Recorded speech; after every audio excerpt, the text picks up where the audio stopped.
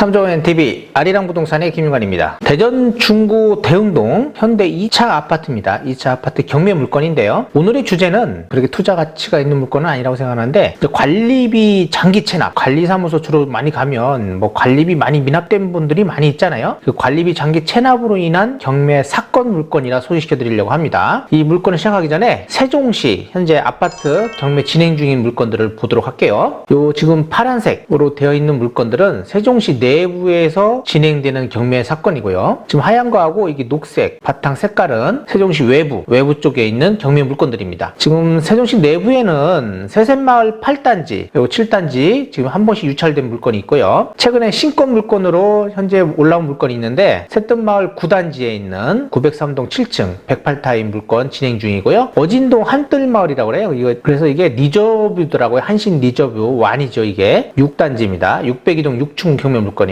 신건입니다. 감정가 8억 5천이고요. 요 108타입은 12억 3,200만 원이네요. 한 번씩 다 유찰될 거예요. 요 두 개가 유찰될 거고, 요거는 한 번씩 유찰된 거고요. 요건 신건. 요것들도 보면 한 번씩 더 유찰될 수도 있다라고 보는 물건들입니다. 그리고 조치원 쪽에 있는 경매 물건이에요. 신흥리, 신흥푸르지오 106동 2층 물건입니다. 104타입인데 요것도 신건이에요. 한 번 유찰될 것이다. 운이 좋으면 한 번 더 유찰돼서 최저가 그러니까 49%죠. 최저가 49%에 진행될 수 있는 그런 물건으로 보입니다. 그래서 요거는 이제 한두 번 정도 유찰. 요것도 다 마찬가지예요. 요것도 한 번 더 유찰될 수도 있다라는 물건이고요. 그리고요, 금남면 도남리, 금강의 휴양림 마을인가요? 요것도 지금 두 번 유찰됐어요. 근데 한 번 더 유찰될 수도 있어요. 4층이더라고요. 4층이면 다락방이 있는 층입니다. 한 번 더 유찰될 수도 있고, 적정가는 제가 볼 때는 한 1억 2천에서 3천 정도를 봐요. 그러면 한 번 더 유찰될 수도 있겠죠. 요것도 한번 관심 있게 볼 수 있는 물건이다 라고 봅니다. 대전 중구에 있는 대흥동입니다. 대흥동 현대아파트 2차죠. 여기는 102동 8층 물건입니다. 감정 가격은 3억 2천만 원이에요. 한 번 유찰돼 가지고 22년 10월 4일이죠. 얼마 남지 않았어요. 최저 가격이 2억 2,400만 원입니다. 입찰 보증금 이거의 10% 2,240만 원이고요. 그러면 소유자하고 채무자가 누구 외 6명, 그러니까 총 7명이죠. 이게 보통 이런 건 다 상속이에요. 채권자가 입주자 대표회 84타입이고요. 강제경매 사건입니다. 요 입주자 대표회에서 소송으로 해가지고 지금 강제경매 신청했다라고 보시면 될 거예요. 가격 시점은 22년 2월 달이고요. 사용 승인이 이 아파트는 92년도에 사용 승인이 났습니다. 면적은 84.96 84타입이고요. 도시가스네요. 보니까 여기는 대흥초등학교에 바로 붙어있는 학교라고 보시면 돼요. 남측 인근에 있고 주변에 보면 대전중학교 그리고 대전고등학교가 있습니다. 조금 이따가 지도에서 보겠지만은요, 대흥 재개발 2구역이 바로 옆에 붙어있는 곳입니다. 말소기준 권리가 22년 2월 18일 강제경매 신청일이 바로 말소기준 권리고요. 배당요구 종기일은 22년 5월 23일인데 여기 다른 거는 하나도 없어요. 오로지 그 입주자 대표에서 경매 신청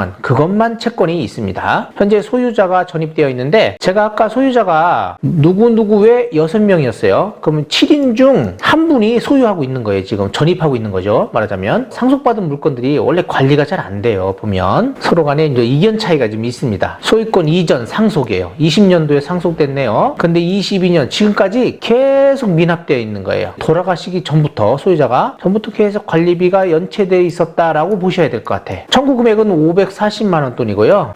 보니까 사건의 관리비 때문에 소송으로 했고 지급명령 해가지고 판결 받아가지고 강제경매 신청을 했다라고 보시면 되겠습니다. 여기 이제 전문가 멘트라고 해서 좋은 걸 써놨더라고요. 미납관리비, 이 미납관리비죠. 그러니까 장기 체납입니다. 공용부분 관리비는 대법원 판례에 따라서 매수인이 승계한다. 보통 경매 낙찰을 받으면 관리소에 가면 의례적으로 무조건 매수인이 다 관리비를 납부하는 걸로 생각들을 하고 있어요. 근데 제가 옛날에 수동 경매를 낙찰을 받고서 그때 관리소에서 무조건 다 지급을 해야 된다 그래서 관리사무소로 해가지고 제가 내용증명을 발송해가지고 공용부분과 전유부분 관리비 그 내역을 받아가지고 공용부분에 대한 것만 따로 해가지고 납부를 한 적이 있습니다. 여기서 보면 또요, 관리비 채권의 법적 소멸시효 3년이라고 되어 있네요. 그러니까 3년이 넘은 거는 그냥 소멸로 없어져요. 안 내도 됩니다. 그리고 또 하나 중요한 건 뭐냐면 연체료도 매수인이 승계할 필요가 없다라는 거예요. 3년 3년이 넘은 거라든지 아니면 연체료는 관리사무소 임의적으로 계산한 지연 손해금 등이 매수자에게 승계되지 않는다라고 되어 있습니다. 그래서 관리사무소하고 협의해서 처리하시기 바랍니다라고 되어 있네요. 이게 아주 중요한 내용이에요. 오늘의 포인트도 바로 이겁니다. 총 세대수는 224세대,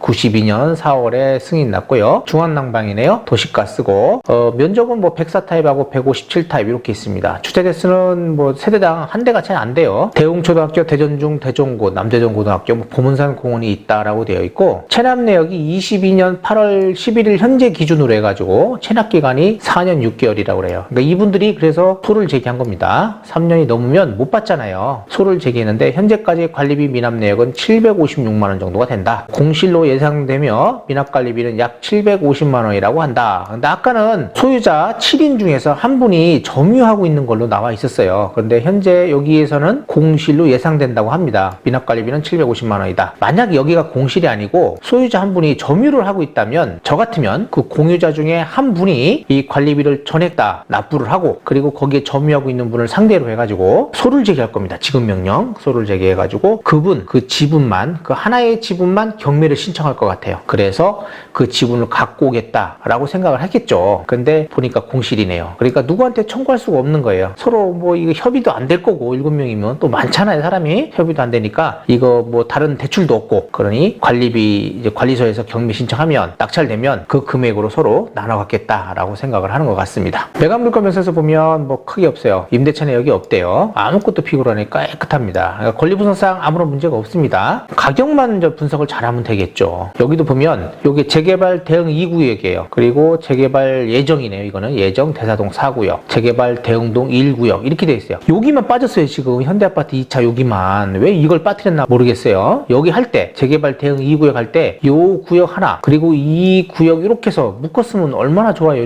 이런 식으로 뭔가가 합의가 안 됐으니까 이렇게 됐겠죠. 요 현대아파트하고 이런 식으로 했으면 어땠을까 하는 생각이 됩니다. 그리고 요거 따로 이렇게 어차피 길을 터야 되거든요. 여기 이런 식으로 이렇게 하면 두 개 단지 아파트를 할 수 있었잖아요. 대웅초등학교, 대전중학교, 대전고등학교가 이렇게 배치되어 있습니다. 자, 이제 가격을 보면 전세는 뭐 한 2억 정도 1억 5천에서 2억 정도 보면 될 것 같고요. 매매는 3억 최근에 3억 1층이 3억에 거래된 게 있네요. 21년도 11월에. 근데 지금 뭐 가격이 똑똑똑 떨어졌잖아요. 그렇다면 요 정도 뭐 거래 사례도 많지도 않아요. 보니까 뭐 1년에 한두 건 정도밖에 거래가 안 돼요. 보통 그 20년도 여기 수준 요 수준으로 보면 될 것 같아요. 한 1억 8천에서 2억 2천 사이 요 정도가 적당한 가격이 있다라고 생각이 됩니다. 그 밑으로 보시면 1억 7천 1억 8천 뭐 오르지도 않아요. 거의 최근에만 많이 오른 거죠. 3억 거의 안 오른다라고 생각을 하시면 될 것 같습니다. 감정 가격이 3억 2천 2억 2천 4백 이거 최저가 아니면 한 번 더 유찰돼서 1억 8천에서 2억 2천 요 사이에 낙찰이 돼야 되지 않겠냐라는 생각도 듭니다. 그리고요 투자 가치로는 그렇게 뭐 높은 아파트 단지는 아니다. 여기에 재개발 그 지역에 들어갔으면 좋았을 건데 안 들어갔기 때문에 나중에라도 여기가 재개발될 수 있는 그런 거는 아니다. 대사동 구역하고 묶이면 모르겠는데 안 묶인다 하면 정말 나홀로 아파트가 되지 않겠냐라는 생각이 되네요. 네, 이렇게 해서 대전 중구 대웅 현대아파트 경매 물건을 봤고요. 여기서의 오늘의 포인트는 장기 체납입니다. 관리비 체납은 전유 부분하고 공용 부분으로 나뉘어요. 근데 낙찰을 받아서 매수인이 승계가 되는 부분은 바로 공용 부분이다. 집합건물법에 따르면요,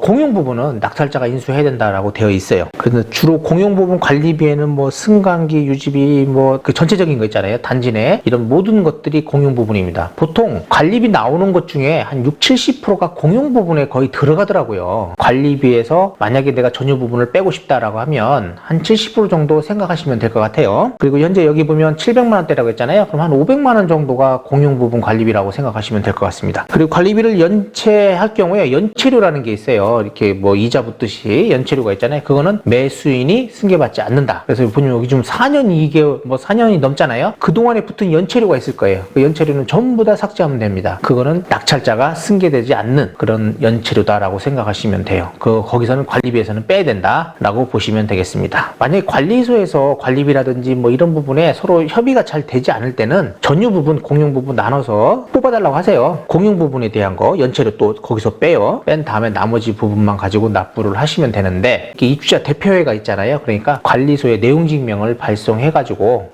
요 부분 중에 얼마를 내가 납부할 의무가 있다라는 거를 명시한 다음에 그것만 납부를 하시면 되겠습니다. 이상으로 중구 대흥동 현대아파트 경매 물건을 봤습니다.